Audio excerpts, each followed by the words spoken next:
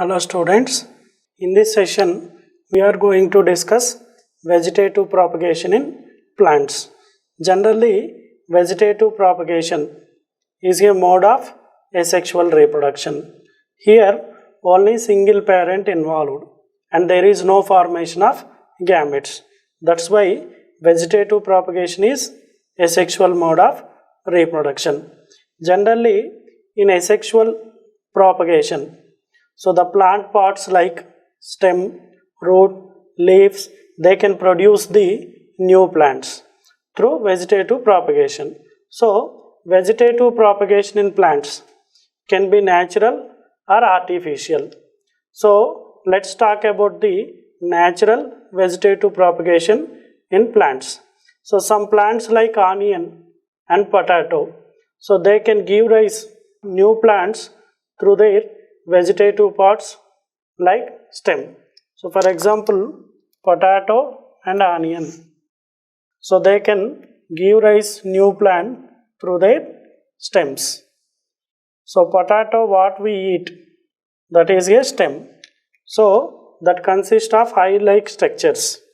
From that eye-like structure, new plant can be given. So potato and onion, they can propagate vegetatively by their stem.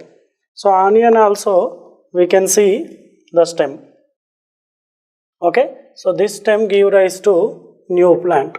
So this kind of propagation is stem propagation. Now some plants like raspberry and blackberry, so they can propagate it through their roots also. So this kind of propagation is root propagation. And some plants like bryophyllum, so their leaves bear some buds on it. So through their leaf, it can produce the new plant. So this kind of propagation is known as leaf propagation. So stem propagation, root propagation, leaf propagation, all these are natural methods.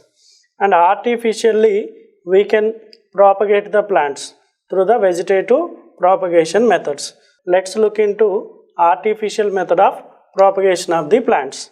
So first one, layering. So layering means in a plant, a branch close to the stem will be just bent to touch it a soil. So in layering, what we are doing, a branch which is close to the soil is bent to touch the soil. So whenever it touches the soil, the touch part of this branch can produce the roots and will be converted into new plant. So this is called layering. So layering can be seen in Nerium. Layering can be seen in Nerium. So it is propagated through the branch. Okay, the branch near to the soil will be bent to touch the soil, then it can develop the roots. So we can cut the branch after developing roots and now it can grow into new plant. So this kind of propagation is layering. And cutting, so we can cut the branch or part of the stem in some plants, and whenever we keep it in the soil, they give rise new plants.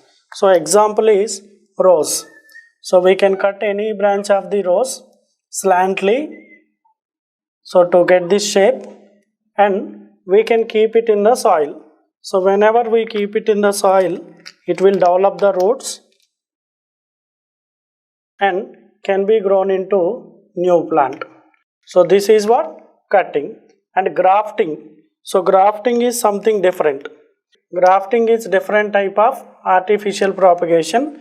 In this, we'll cut the one plant, the lower part which contain roots, and from another plant we cut above the roots, so that we can join both the plants into one.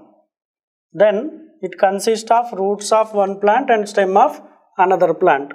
So this type of attachment is called grafting.